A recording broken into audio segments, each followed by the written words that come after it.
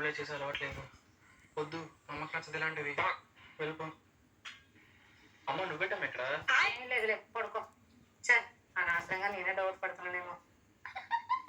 మామూలుగా ఉండదు మాట. బేబీ హలో హలో బేబీ ఉన్నావా? మాట్లాడవేంటి? హలో నీ బేబీకి ఆకలేస్తుందట, వడ్డించేస్తాను, తినేసి చేస్తానులే. నికోలా టెస్లా చెప్పారు 369 కోడ్ ని ఎవరైతే అర్థం చేసుకుంటారో వాళ్ళ చేతిలో ఈ యూనివర్స్ ఉంటుంది, మీరు ఏదనుకుంటే అది అవుతుందట. ఈవెన్ ట్రై చేసిన వాళ్ళకు కూడా మిరాక్లెస్ రిజల్ట్ అయితే వచ్చాయి. అసలు ఏంటిదో చెప్తాను, రీల్ ఇప్పుడే సేవ్ చేసుకోండి లేదా మిస్ అయిపోతుంది. ఇది ఒక స్ట్రాంగ్ యూనివర్స్ తో మన గోల్స్ ని కనెక్ట్ చేసే మేనిఫెస్టేషన్ టెక్నిక్. మీరు చేయాల్సిందల్లా మార్నింగ్ లేచిన వెంటనే ఒక ఎంటీ పేపర్ లో 3 టైమ్స్ మీ గోల్ ని రాయాలి. సేమ్ ఇలానే ఆఫ్టర్నూన్ కూడా 6 టైమ్స్ మీ గోల్ ని రాయాలి. సేమ్ అలానే నైట్ టైం పడుకునే ముందు మీ గోల్ ని ఆ పేపర్ పైన 9 టైమ్స్ రాయాలి. దీన్ని 29 డేస్ కంటిన్యూగా ఫాలో చేయాలి. ఏ ఒక్క రోజు మిస్ అయినా అప్పటి నుంచి మరీ స్టార్ట్ చేయాలి. నికోలా టెస్లా చెప్పేది ఏంటంటే 369 అనేది యూనివర్స్ యొక్క ఫ్రీక్వెన్సీ. మీ గోల్ ని యూనివర్స్ యొక్క ఫ్రీక్వెన్సీతో ట్యూన్ చేసి స్ట్రాంగ్ మేనిఫెస్టేషన్ చేయొచ్చు. ఆ ఎనర్జీ మీ లక్ష్యాన్ని చేరేలాగా చేస్తుందని చెప్పేవారు. అంటే ఇలా చేయడం వల్ల మీరు సడన్ గా మీ గోల్ కి కావాల్సిన దారులన్నీ ఓపెన్ అవ్వడం గమనిస్తారు.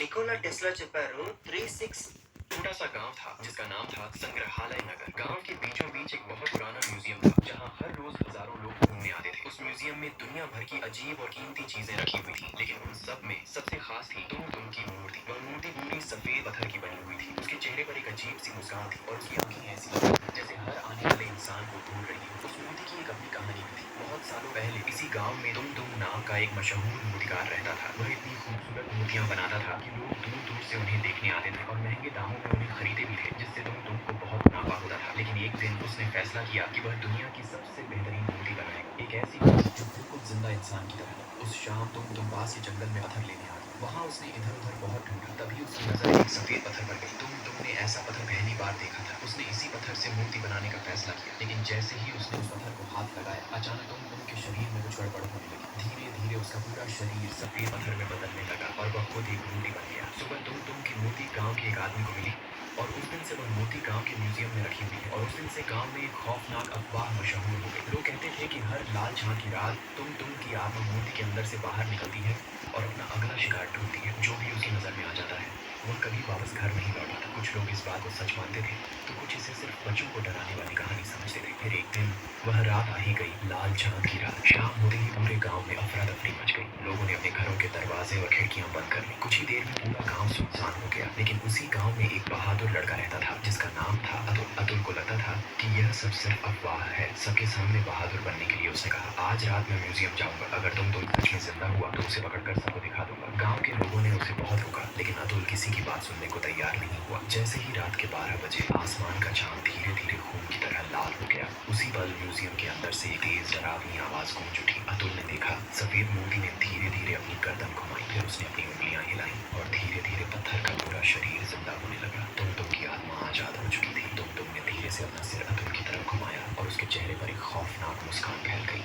अतुल का पूरा शरीर डर से कांप उठा। वह तुरंत मुड़कर पूरी ताकत से भागने लगा, लेकिन तुम इंसान से कई गुना ज्यादा तेज था। कुछ ही पलों में उसने अतुल को पकड़ लिया। उस रात पूरे गांव में सिर्फ अतुल की डरावनी चीखें गूंजती रहीं और फिर अचानक सब कुछ बिल्कुल खामोश हो गया। अगली सुबह जब संग्रहालय खोला गया, तुंग की मूर्ति पहले की तरह अपनी जगह पर खड़ी थी, लेकिन उसके बिल्कुल पास सफेद पत्थर की एक नई मूर्ति दिखाई दे रही थी। वह मूर्ति बिल्कुल अतुल जैसी दिख रही थी। उसके चेहरे पर भी वही अजीब मुस्कान थी और उसकी आंखें आज भी संग्रहालय में आने वाले हर इंसान को घूरती रहती हैं, जिन्हें देखकर लोगों की रूह कांप उठती है। गांव के लोग आज भी कहते हैं जब भी गांव का आसमान लाल हो जाता है तब अतुल और तुंग की मूर्ति आजाद हो जाती है और दोनों साथ मिलकर शिकार की तलाश में निकल पड़ते हैं। लेकिन जब उन्हें कोई शिकार मिलता है तो वे उसे मारते नहीं, बल्कि उसे भी अपने जैसा पत्थर की एक डरावनी मूर्ति बना देते हैं। इस बॉल से क्रिकेट खेलने की गलती मत करना। ये बॉल तो अपना कलर चेंज कर लेती है। ये है सातों ड्रैगन बॉल्स और ये कोरोना वायरस बॉल। लोग बॉल बेच के पैसा कमाते हैं और मैं यूनिक बॉल दिखा के अमीर हो गया। और सिर्फ पैसा ही नहीं, तुम्हारा भाई फेमस भी बहुत है। अब तो बस फेमस लोगों की तरह गुटके का ऐड करूंगा और एक दिन बिग बॉस में भी जाऊंगा। लगता है मेरा कोई फैन मिलने आया है, ऑटोग्राफ चाहिए होगा। चीको लाइक बच्चे बेल बजा के क्यों भाग जाते हैं? आज तो इनको पकड़ के रहूंगा। गेट पे ही चमगादड़ की तरह चिपक जाता हूँ। जैसे ही बेल बजेगी रंगे हाथों पकड़ूंगा। क्या स्पीड है भाई! अब क्या दरवाजे पर ही सीसीटीवी बन के बैठा रहा हूँ? मैं अपनी हर प्रॉब्लम का सलूशन किसी बॉल से निकालता हूँ, इसलिए मैंने मंगा लिया कैमरा बॉल। तो चलो इसकी अनबॉक्सिंग करते हैं। एक सेकेंड, वीडियो लाइक करना भूल गए ना? फटाक से लाइक कर दो। इस बॉल में लगा है कैमरा, बस इसे स्विच ऑन करो और अपने फोन से कनेक्ट कर लो और अपने फोन में ही देखो कैमरा की लाइव फीड। और ये कैमरा 180 डिग्री तक घूम जाता है। इस बॉल से क्रिकेट खेलने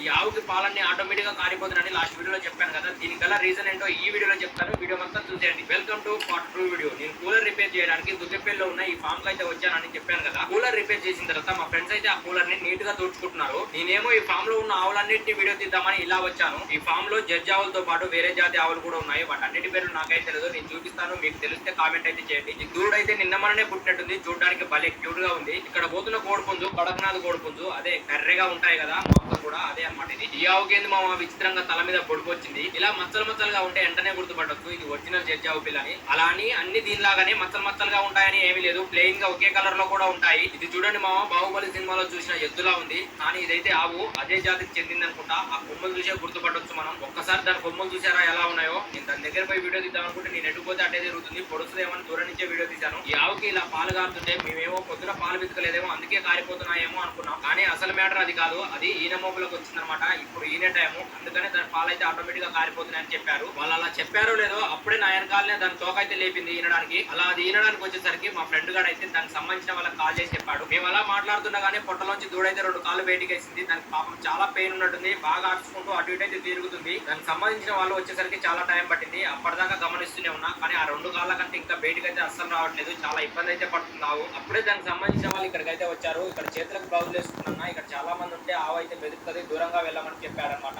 అన్నతో అయితే నేను వీడియో తీసుకున్నాను, పర్మిషన్ అయితే తీసుకున్నా. అన్న 2 చేతులకి బ్లౌజ్ వేసుకుని ఆ దూడ కాలు పట్టుకొని బయటికి లాగడానికి ఆవు దగ్గరికి అయితే చాలా ధైర్యంగా వెళ్ళాడు. ఇలానే ఎందుకు అంటున్నా అంటే ఈ టైంలో చాలా ధైర్యం ఉండాలి దాని దగ్గరికి వెళ్ళాలంటే. ఎందుకంటే అది పొడిచే అవకాశం, తన్నే అవకాశం ఎక్కువగా ఉంటాయి. మీరు బాగా గమనిస్తే అప్పటికి అన్న మీద కాలుతో అయితే తన్నింది. జస్ట్ మిస్ కొద్దిగానే తగిలింది అనమాట. చాలా సేపు కష్టపడ్డాడు, కానీ అన్న వల్ల ఒక్కడి వల్ల అయితే కావట్లేదు. అందుకని ఇంకా ఇద్దరు వచ్చేసి తన మెడ మీద తాడు దగ్గరికి గుజ్జి బిర్రగా లాగి పట్టుకున్నారు. అయినా కూడా అది దాని కట్టిన తాడు తెంపేసుకుంది. ఇలా